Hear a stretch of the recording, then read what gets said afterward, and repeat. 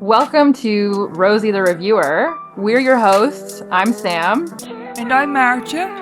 And we like World War II media and we want to talk about it. Welcome back to Rosie the Reviewer. This week we are talking about Munich, the Edge of War, which came out in 2021, so in the height of COVID. It was directed by Christian Schwartzow and written by Ben Power, and it was based on a 2017 novel, Munich, by Robert Harris.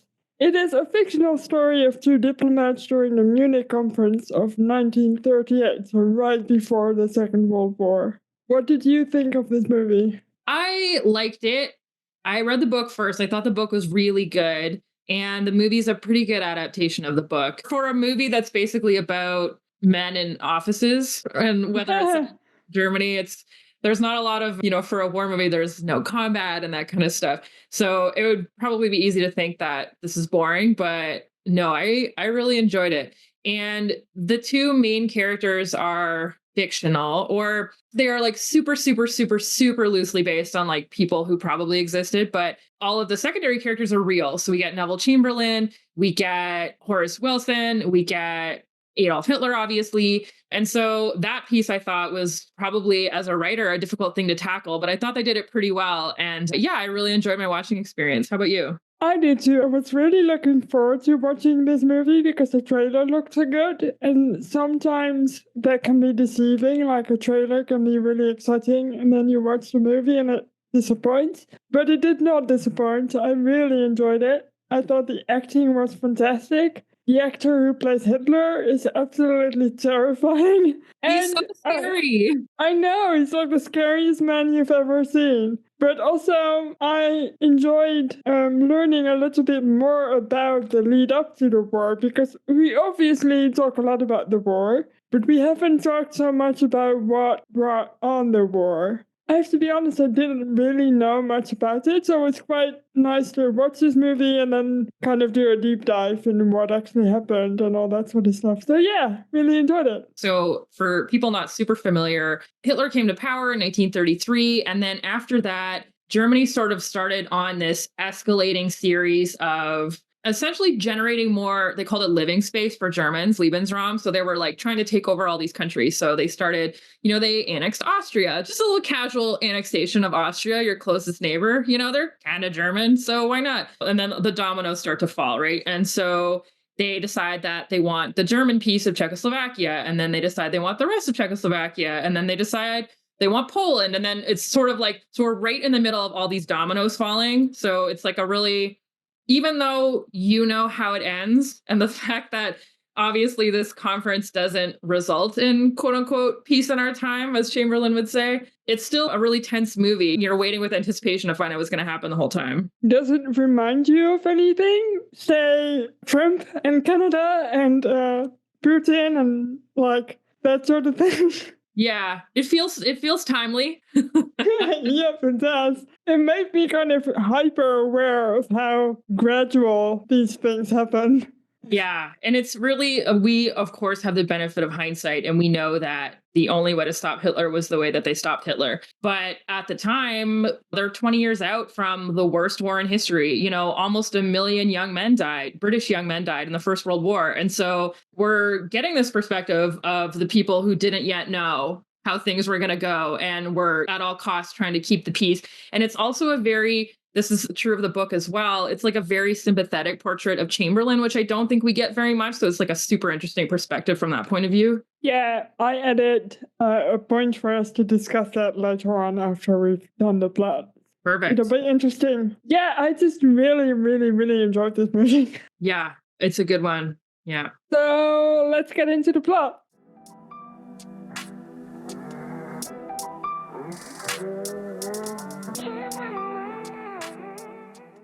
Oxford University, 1932. So we're about 6 years before the actual events of the movie. So we see these college kids at a party. We have Hugh Legat, played by George McKay, and his German friends, Paul von Hartmann, played by Johannes Neuanner, and Paul's girlfriend, Lena, played by Liv Lisa Fries. So they're celebrating their graduation from Oxford University. And Hartmann is insisting that Legat come and visit them in Munich to experience the quote unquote new Germany. So we get a sense of Paul as like, this is like the very early days of Hitler. He's kind of a German nationalist. He's really like into this idea of the new Germany and that kind of stuff. And the other two are kind of just blowing him off. They're like, nah, whatever, you know? Yeah.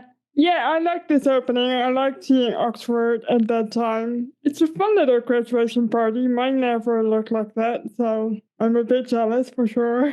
Yeah, they're talking about their generation, which is an interesting thing to think about because we're in the interwar years. So they would have been too young to fight in World War One. Obviously, they don't know that World War II is coming in another 7 years or so. So yeah, they're living in an interesting period in history, I guess. It's an interesting time to come of age. They're obviously still like friendly and there's no sense of hostility between them. It's kind of important to mention at this point. So yeah, they're kind of looking forward to their future. But then we skip in the movie. We go to London, 1938. And at this point, Hugh is working as Prime Minister Neville Chamberlain's secretary. He works for the British Foreign Office, but they've kind of pawned him off to Neville Chamberlain as a secretary. And we're brewing for Europe because we can tell right from the start that things are tense. He meets his wife, Pamela, played by Jessica Brown Findlay, for lunch. And we learn through their conversation that Hitler, played by Ulrich Mattes, who is absolutely fucking terrifying,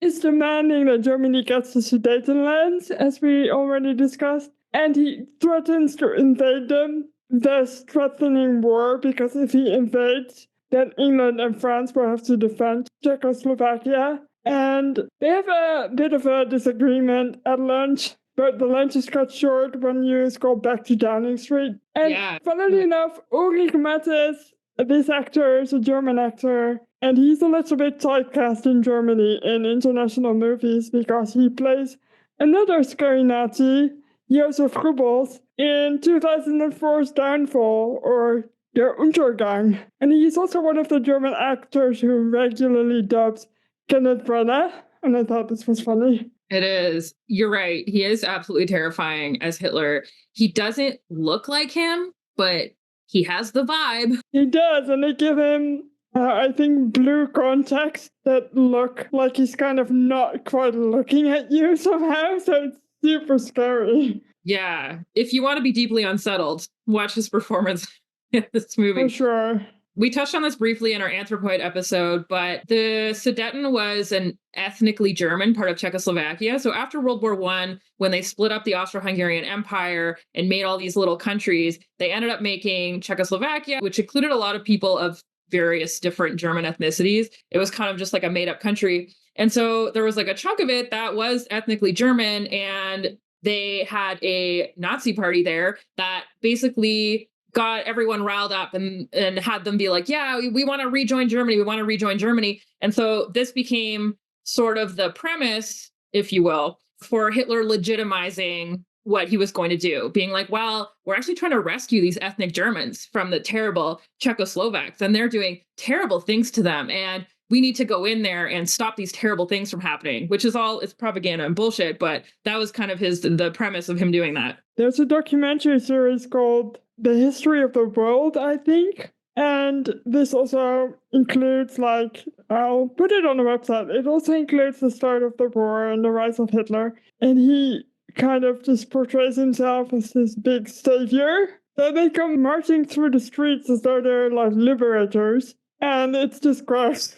Yeah, it's not great. So this whole movie, we're kind of going back and forth between, well, the first part of the movie anyways, we're kind of going back and forth between Britain and Germany. So back at Downing Street, Hugh learns that Hitler intends to mobilize the following day. So we're kind of in the background, we're seeing these huge like anti-aircraft balloons being sent up, and people are digging trenches in the park, and his kid's just getting fitted for a gas mask. And so all this sort of like background stuff is happening. Like we know that things are ramping up. And Hugh is sent to assist the Prime Minister with his radio broadcast with the BBC, from which we learn that Chamberlain is very set on keeping the UK at peace. Hugh brings up the fact that literally no one has spoken to anyone in Czechoslovakia. Like, no one has spoken to the Czechs about whether or not Czechoslovakia is going to be invaded, whether or not Germany should get the Sudeten. Like, no one has involved them in it at all. But everyone's like, Hugh, don't be foolish. Why would we talk to the Czechs about something that directly involves them? Yeah.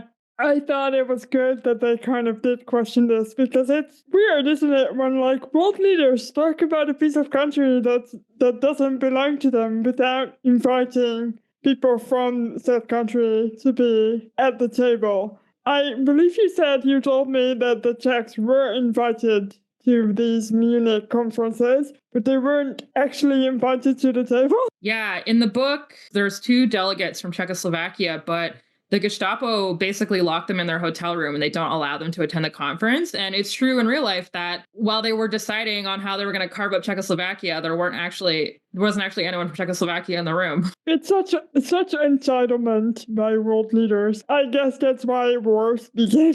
But Yeah. it's just so horrible to think about. They don't even get a say. Like they don't even get heard. Yeah. Chamberlain, played by Jeremy Irons, in a very stellar performance, I have to say, meets with Horace Wilson, played by Alex Jennings, who has just been to Berlin as the head of the Home Civil Service to try and reach an accord with Hitler, but he has failed.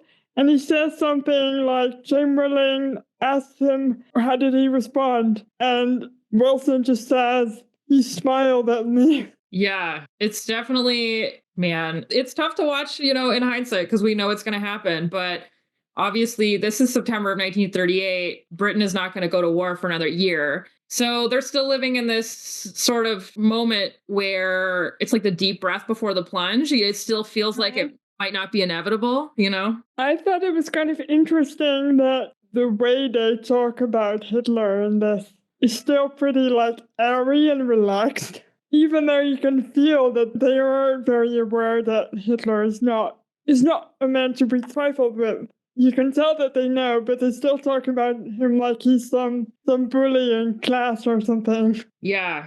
Interesting that they also still seem to think that he can be reasoned with, Yes. They're like, if we just go talk to him face to face, then he'll be reasonable. And it's like, well, yeah, that's the thing though, right?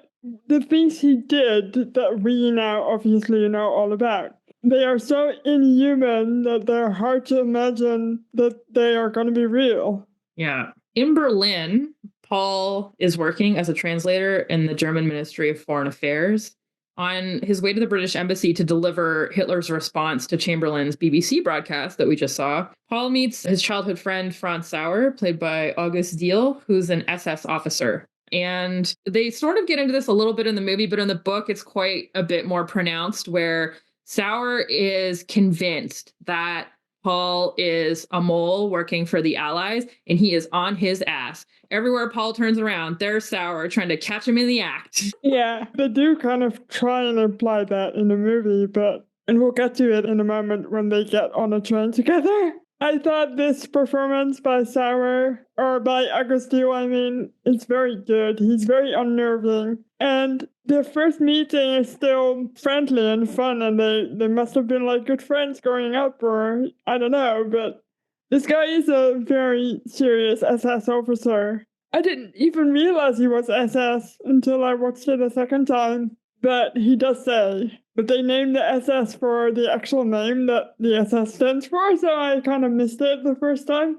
Yeah. Yeah. It's really, obviously him and Hartman knew each other when they were young, and they still sort of have the same, because they have this like sort of playground relationship. Like Sauer picks on him a little bit, and they're sort of buddy. And it's just like, thinking about the fact that ordinary people that people knew just went on to become SS officers. It's just like, it makes it a little more ghastly, the fact that he's just like a normal guy, but he's also he calls him Little Paulie, I think, like they would in the playground. Yeah. Very unnerving, for sure. Upon receiving Hitler's response, Chamberlain decides to try to get Benito Mussolini to persuade Hitler not to invade Czechoslovakia just yet. Like, he wants to get another chance to talk to Hitler, as they were talking about earlier. Yeah. It's, ever since we've watched, why did I suddenly forget the name, the Italian movie that we watched? Is it La Vita Bella?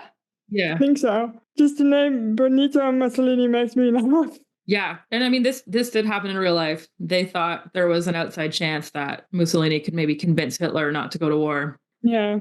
Paul secretly plots with Hans Oster and fellow diplomat Erich Kort. They have like a little group of saboteurs who work in the German bureaucracy. And they're plotting together to overthrow Hitler, basically. And Oster believes this cannot be accomplished unless Hitler is allowed to invade the Sudetenland, because kind of where they're at is they think if Hitler breaks the law and invades Czechoslovakia, which he's not supposed to do, they think the army will actually turn on him. But if he doesn't invade the Sudetenland, then the army won't turn on him. So they actually want Hitler to go ahead with this invasion. Like, they don't want these peace talks to work, because if the peace talks work, then the army won't be able to have an excuse to take Hitler out. Yeah, so this actually was a thing that happened in real life. This was an actual plot, and it was known as the Oster Conspiracy or the September Conspiracy. It was led by Hans Oster, who we also see in the movie. He was deputy head of the Abwehr, which is the German intelligence, and other high-ranking conservatives within the Wehrmacht who opposed the regime for behavior that was threatening to bring Germany into war, as they believed it was not ready to fight. So it's not necessarily that they didn't want Hitler to start a war, but they thought they would lose. They planned to overthrow Hitler and the Nazi regime through storming the Reich Chancellery building with forces loyal to the plot to take control of the government, who would either arrest or assassinate Hitler and restore the monarchy under Prince Wilhelm of Prussia, grandson of Wilhelm II. So I looked this up. There were quite a few higher-ups from the Wehrmacht in this plot. I was really surprised at how many there were, but obviously this will not happen. Yeah, and in the book, they actually go into it in quite a lot more depth, where they have all these planning meetings and they're like, right, as soon as Hitler declares war, this is what's going to happen. We're going to do this, and this guy's going to do this, and they have it all planned out, and they have all these little meetings. And then as we'll find out in a minute, Hitler decides to delay declaring war for 24 hours so they can have these peace talks. And they're like, fuck, we had it all planned out. Yeah. I like that in the movie, they say, we'll just arrest him, and if he resists, we'll just shoot him. Like, it's no big deal. Yeah. Actually, in the book, they have quite a long discussion about, is it ethical to shoot Hitler? And a lot of them are like not convinced. They're like, well, we should arrest him and we should put him on trial. Like, these are people still firmly believing in like the rule of law, even though they live in a country where the law has been so twisted and perverted that it's not even, that it doesn't even make sense to follow it anymore. Yeah. Wild. I cannot imagine what it must be like to live in Germany in 1938 and oppose Hitler. It seems almost impossible, which I guess it almost is, because he also had his Sicherheitsdienst just destroying, like, unaliving any opposition. So it's pretty brutal. Oh, yeah, absolutely. I mean, if you were one of these government officials plotting against Hitler, you would not live if they caught you. So after the meeting, Paul goes to see his lover, Helen Winter, played by Sandra Hüller. She's a secretary for one of the higher ups, and she gives him a stolen document. It's meeting minutes, basically, from the secret meeting that Hitler had, where he outlines his plan to conquer Europe, to generate Lebensraum, or living space, for the Germans. Yeah. It was called the Hossbach Memorandum, and it's actually, like you said, it's the minutes or a summary of a meeting in Berlin on the 5th of November 1937, so a year earlier. And it's like a meeting between Adolf Hitler and his military and foreign policy leadership. So it's pretty damning. If this document would find the right hands, they would have some power, at least to make people believe that Hitler was full of shit in pretending not to want anything about the Sudetenland. Yeah. So Mussolini does convince Hitler to convene with the international delegates one more time, to the chagrin of Paul and the others trying to bring him down, because obviously their plot depends on Hitler invading. And Chamberlain and Daladier, which is the French prime minister, are set to keep the peace as long as possible. They don't want to go to war. Paul says he has a former friend who can help get the Hossbach Memorandum to Chamberlain in hopes to convince him to not sign the Munich Agreement. And the Munich Agreement would be to give Hitler the Sudetenland. And as he proposes this, Paul is handed a gun by his fellow diplomat in case he has an opportunity to kill Hitler in Munich. Yeah. Quite the thing, yeah, to just hand someone a gun and be like, oh, yeah, by the way, if you're alone with Hitler, shoot him in the face. Yeah, I think he asked, can you do it? And Paul says, I've shot bunnies in the garden before. It's the same thing, right? Yeah, spoiler alert, it's not the same thing. Nope. In London, Hugh, our British character, is approached by Sir Alexander Cadogan and Sir Stuart Menzies. They're the heads of MI6 regarding the document in Paul's possession. So they've heard through their contacts in Germany that Paul has this document and that Paul would be willing to give it to Hugh because they know each other from their college days. So it's suggested that Hugh accompany Chamberlain to the conference, have a little rendezvous with Paul, retrieve that document. And even though it's super, super dangerous, he agrees to help. Like, if he's caught with this document, he will be accused of espionage for sure. Yeah, absolutely. Yeah. So, a flashback that reveals that Hugh and Paul had a falling out in 1932 after a heated verbal disagreement related to Paul's then support of the Nazi Party. And Paul, in this, kind of downplays Hitler's more evil deeds and praises Hitler's promises for Germany, which is something we see a lot when discussing support for Nazism. Like, people see the good things and not so much the bad things. Yeah, absolutely. I heard an interview with the actors, and apparently McKay, I think his name is, who plays Hugh, doesn't actually speak German, but he learned the German that he needed to for the scene, and then he knew what the words meant. And so he's like still acting, but he's like saying words in a language that he does not speak. I thought that was interesting. Wow. Yeah, for sure. Like, just knowing literally what you're saying, but not understanding what you're saying is wild. Yeah. And it's well acted. Like, he does a good job. You wouldn't know. No. On the way over to Munich, everyone's destination Munich now. Everyone's headed there, the Germans, the Brits. Paul runs into his good old buddy, Franz Sauer from the SS again, and they share a train cabin. Franz doesn't trust Paul, but Paul outsmarts him by hiding this secret document that he's got and the gun in the washroom. And it turns out that was a good idea because he comes back and Sauer's gone through his suitcase while he was gone. And Paul brings Hitler his daily paper on the train. This is our first real look at Hitler. And Hitler takes a little bit of a shine to him. He's so scary, man. Like, every time I watch this scene, I'm like, chills. This guy is just so... It's also because he's kind of friendly, but in a way that feels disingenuous, for sure.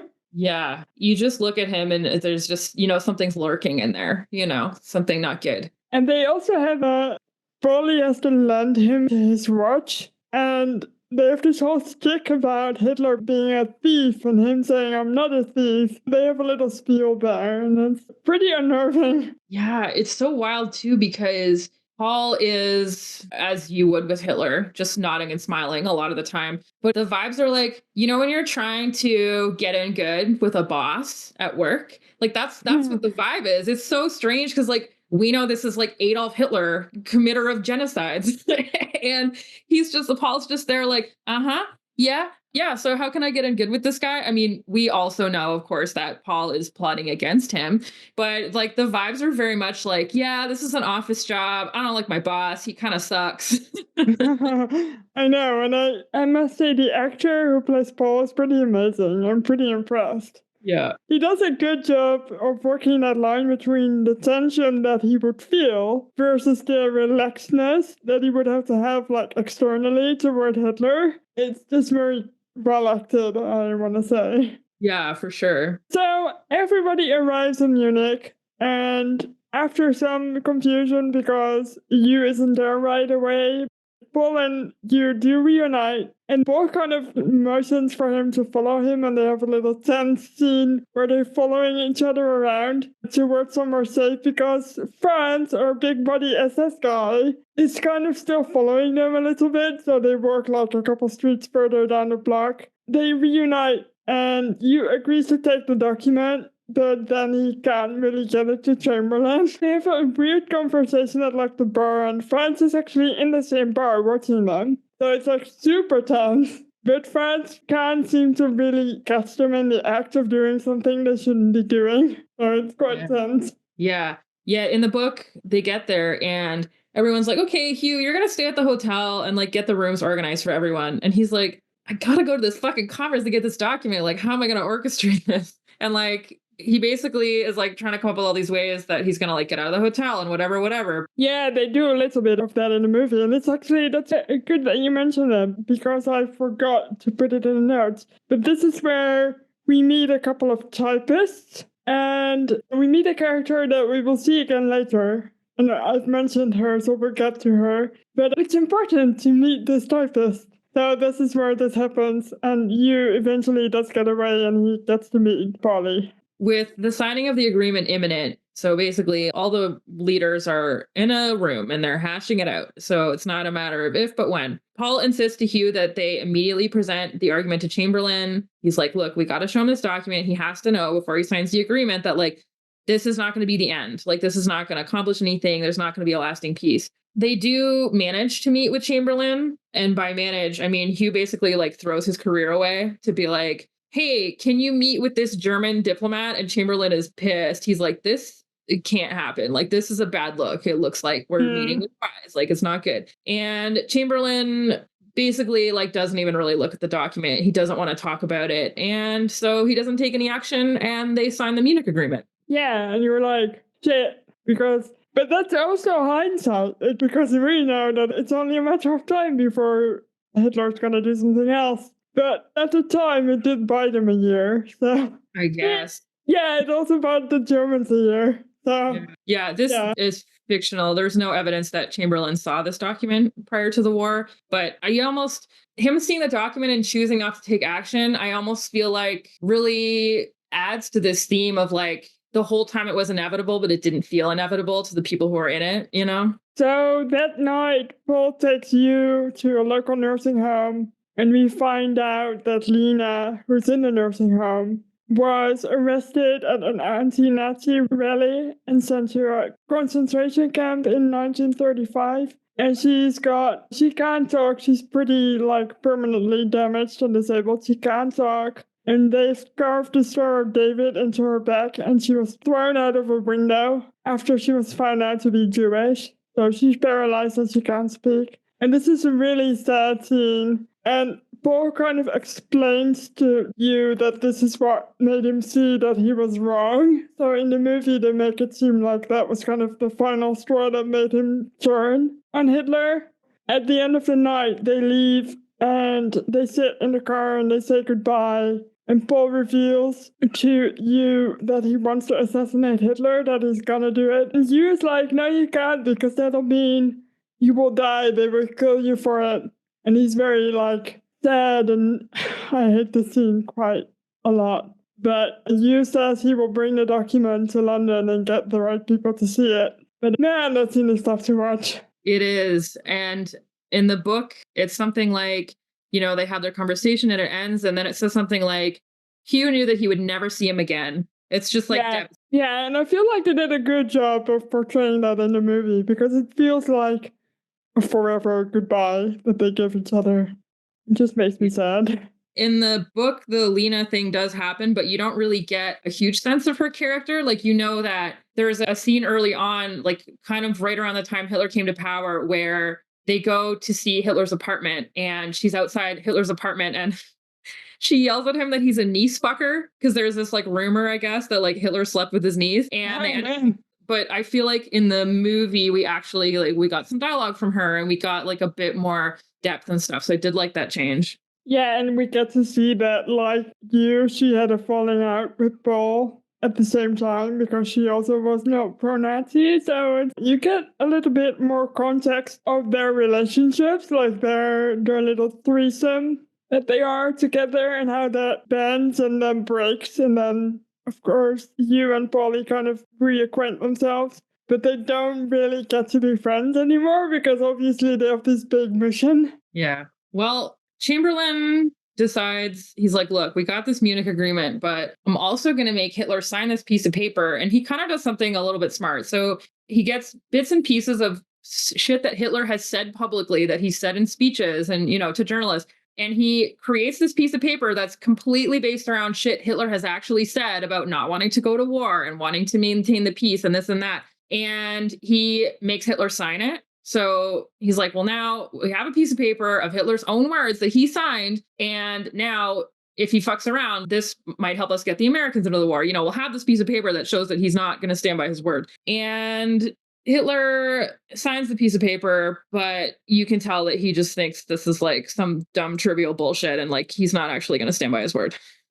Yeah, exactly. So after his night away with Polly, Hugh returns to his hotel room, where he finds Franz, who has ransacked his hotel room, and then brutally attacks him.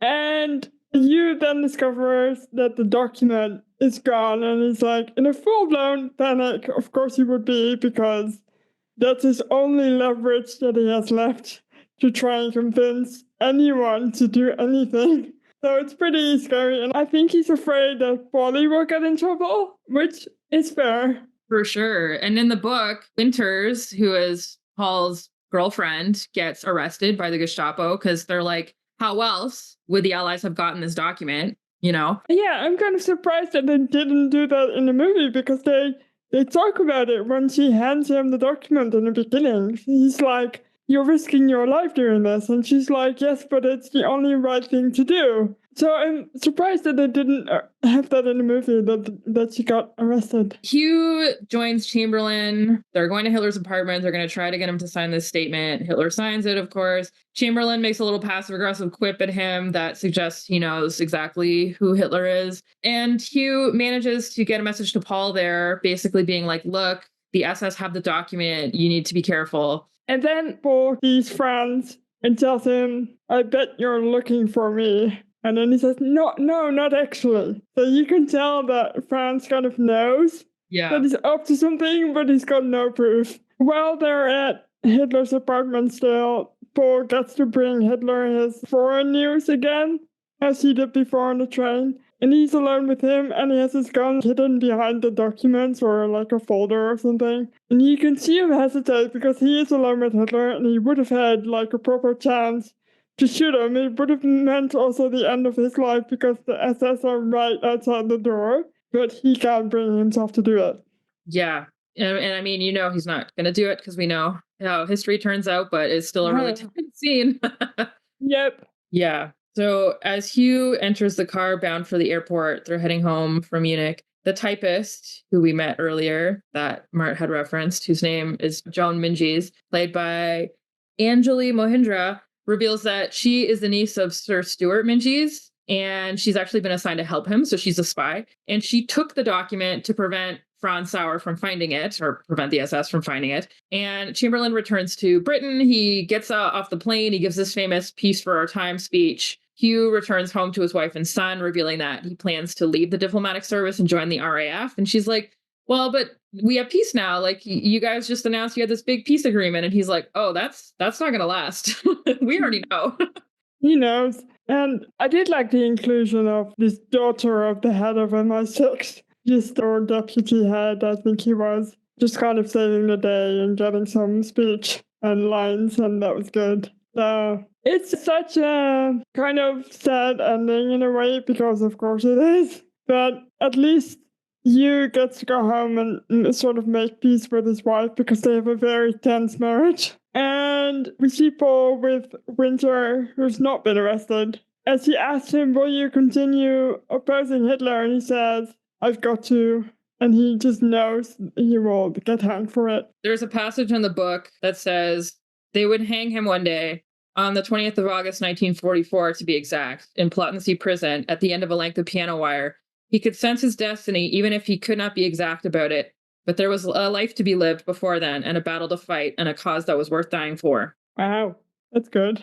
That sounds really tough to read. Like, imagine being in that position, knowing, shit, I'm not going to make it out alive, but I do have to fight before I die. Yeah. There's a good little passage that's in the book, and it's also in the movie. I was glad that they kept it in. But Paul is talking to Hugh about how his views have changed over time, how he went from being a German nationalist and kind of a Hitler supporter to being disillusioned by that. And he says, this is what we could never grasp in Oxford. It's beyond reason. It's not rational. This is what I've learned these past 6 years, as opposed to what is taught in Oxford, the power of unreason. Everyone said, and by everyone, I mean people like me, we all said, oh, he's a terrible fellow, Hitler, but he's not necessarily all bad. Look at his achievements. put aside this awful medieval anti-Jew stuff, it will pass. But the point is, it won't pass. You can't isolate it from the rest. It's there in the mix. And if the anti-Semitism is evil, it's all evil. Because if they're capable of that, they're capable of anything. I like that line there. If the anti-Semitism is evil, it's all evil.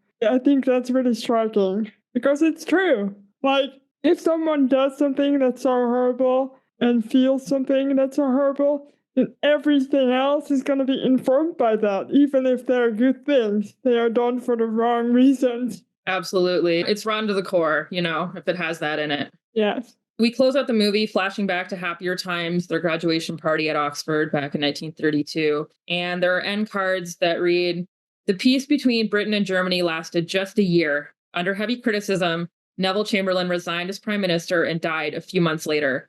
The extra time bought by the Munich Agreement enabled Britain and her allies to prepare for war and ultimately led to Germany's defeat." Yeah, so I had some feelings about these end cards. Well, I do understand that it did buy the British time. Like you said, it also bought the Germans time. And I don't really like the statement that it is the Munich Agreement that eventually led to Germany's defeat. I don't think that's true. It seems so super black and white if they put it on the card like that. Maybe that's not how they meant it, but it felt like that to me. It's very pat. No, I agree. And really, Chamberlain didn't have that in mind, right? Like when he went into the Munich Agreement, the point was not to buy time. The point was to avoid a war.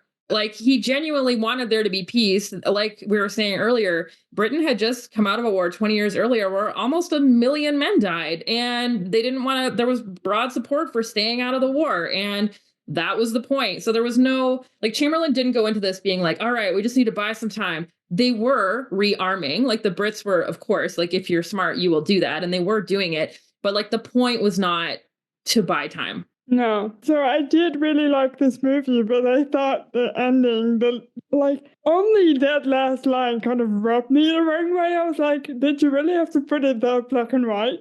Like, couldn't you have phrased it differently? Kind of left a strange bitter taste in my mouth for some reason. Yeah, especially because the movie and the book as well are already more sympathetic portraits of Chamberlain than you really ever get. So you probably didn't need that line. I mean, we watched the movie and we saw a guy, struggling with this idea of dragging his country into another war, especially at the time where it was like there really wouldn't have been popular support for example, engaging in a preventative war. Like that was not going to buy him a lot of votes.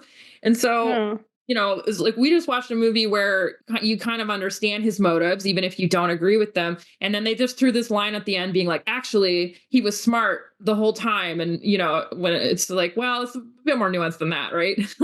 Yeah.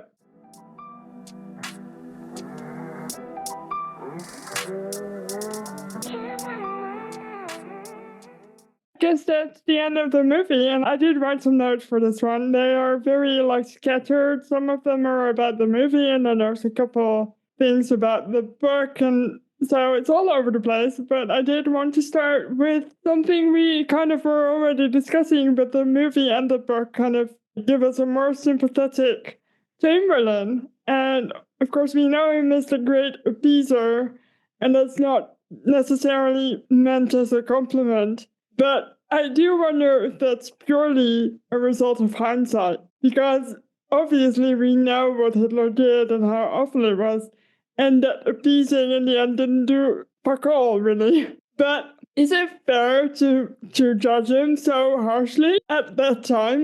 I almost kind of want to say it's not. So I do kind of enjoy this view of Chamberlain that's a little bit more sympathetic to him. How about you? Yeah. So I listened to, there was an episode of a podcast called Warfare, and that's where I heard the interview with the actors that I was talking about earlier. But the host also interviewed Robert Harris, who wrote the novel, and he's very, very sympathetic about Chamberlain. That was really a huge theme for him in the book, trying to kind of change the public perception of him a little bit. And, he makes some good points. For one, as we've already said, there really was not popular support in 1938 for going to war. People were not into that idea, and Chamberlain is a politician, right? So, and also, because as we just read in the end cards, he died in 1940. he became a pretty convenient scapegoat. So people who had supported him on his own side, the conservatives, were able to be like, well, we didn't really support him. They could kind of throw him under the bus. And then on the other side, the Labour Party had voted against a lot of the rearming that they had done prior to the war. And they got to turn around and be like, oh, well, Chamberlain, the appeaser, like we wanted to get involved earlier, but we couldn't, which was like also, he just became like a convenient figurehead for, well, we could have stopped Hitler earlier and we didn't do it. Yeah, it's easy when someone's not there to defend their choices. I mean, he's dead, so who's going to say anything about it? Right. And I mean, now we know that giving Hitler the Sudeten paved the way for him to invade the rest of Czechoslovakia and Yeah. everything that went on after. And we also know that giving him the Sudeten basically just convinced him he could keep getting away with shit. It was really the fact that Chamberlain was willing to go to Germany at the drop of a hat to try and talk him out of going to war, made him basically be like, well, clearly these people are not interested in going any further than diplomacy. They're not going to get involved in a war. And Hitler figured he was going to fuck around and find out because he just thought, well, they're not going to stop me. And he fucked around and found out, but it took him 6 years, basically, or 5, something. And a lot of people got killed. So even though the Germans ended up losing, I wouldn't say that Hitler was fucking around and finding out all that much in the beginning. Like, he was fairly successful to start with. So never underestimate a psychopath, is what I want to say. Yeah, exactly. Well, yeah, I wasn't mad, reading and watching sort of a different perspective than we normally get, even though I thought it was a bit one-sided. Yeah, true, I agree. I do quite like not seeing Chamberlain as the scapegoat for once in the movie, because he always is. He is that I guess in the other movies that we watched about, like, what's his name? Help.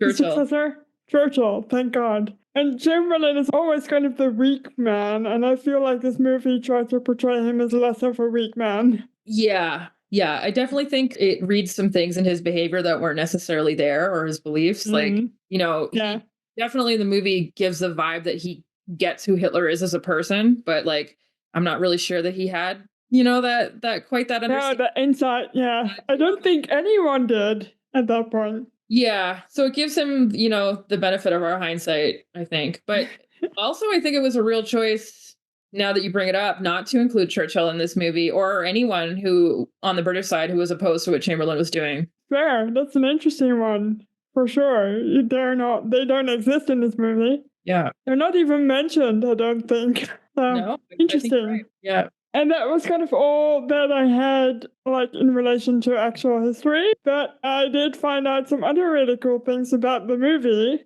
For instance, I thought the music in this movie is quite good. The music was composed by Isabel Waller-Bridge, who is sister to Phoebe Waller-Bridge, who you might know. I didn't know this, but I just found out. And there's a song in German and in English called Du träumst, which means you dream. So in English it's called You Dream. And it's got vocals by Tyra Nomi Doyle. And it's absolutely beautiful, I thought. So I wanted to mention it. I'll put it on the website as well. Yeah, it was nice. And I also found out that Harris did base the 2 main characters on people who existed, but very loosely. Like, Paul von Hartmann was loosely inspired by real-life anti-Nazi diplomat Adam von Trotz, who joined the Nazi party to carry out secret activities against the regime. And he did attend Oxford, and he also did meet Neville Chamberlain, but not in Munich.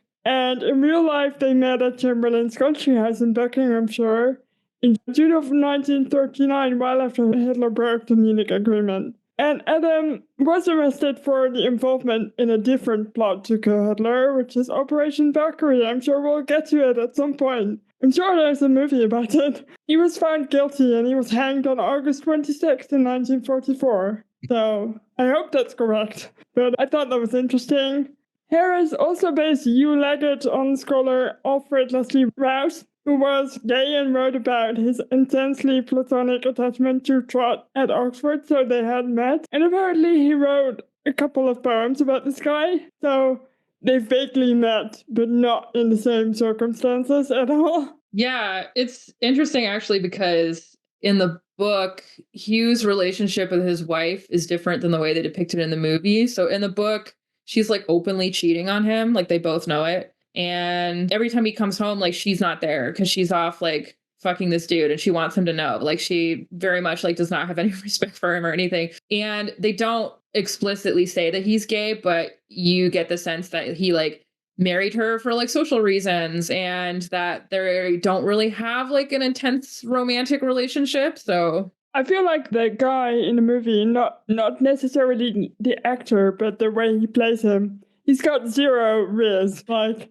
it's just no riz. But I do really, really like this actor. He's really good, McKay. he is And good. I do feel a little bit like the two main guys maybe like because the background characters in this are like fucking huge in terms of like historical relevance. You know, you have Hitler and Chamberlain and all these people. I do feel like the main characters got overshadowed a little bit. I don't know if that's like a script thing. They just didn't give them like a lot of opportunity to maybe like have as much depth as you would hope for main characters, or maybe it's just that's what happens when you have all these larger than life characters as secondary characters. I don't know. true, I feel like Chamberlain was almost more the main character than they were. Yeah. And also, I guess the actors are also actors who've been around for a while, even on like the German side. And these are like well-known actors, and of course you've got Chamberlain played by, why am I forgetting names today? Jeremy Irons, who's a massive actor, and he commands the camera quite well.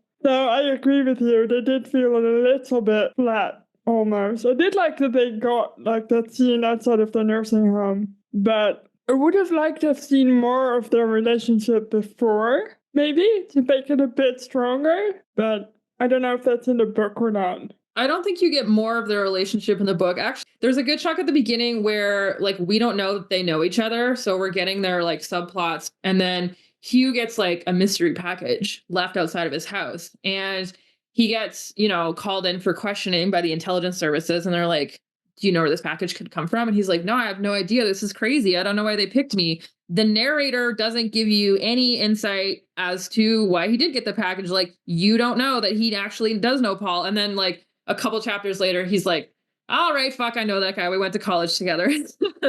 All right, so you get to be in the dark for a little bit longer as a reader. Whereas in the movie, they start with the flashback or the earlier scene, so you'll just know. Interesting. But yeah, I guess that's all for me for notes-wise.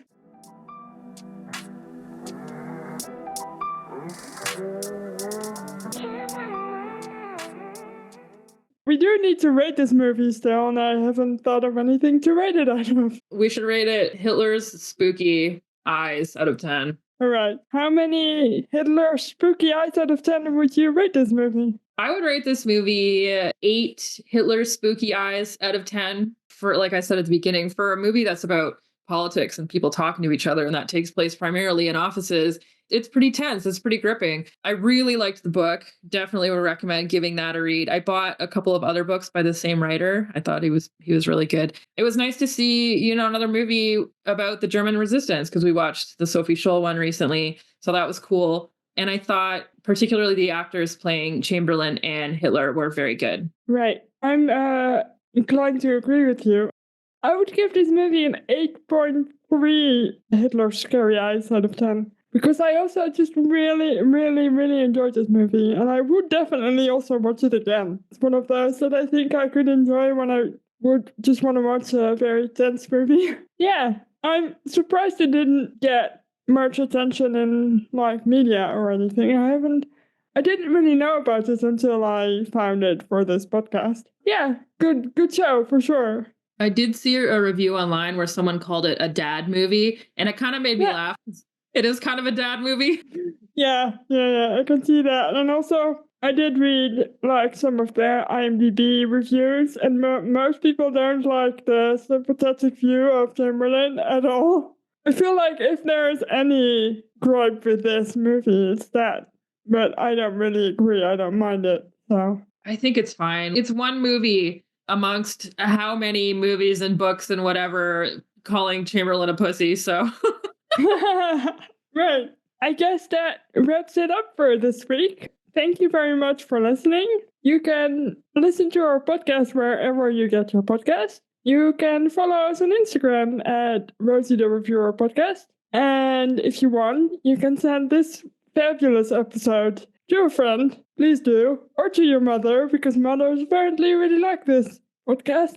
And well, ours do, and anecdotal evidence is always correct. exactly. And you can visit our website, rosieTheReviewer.com, for more information.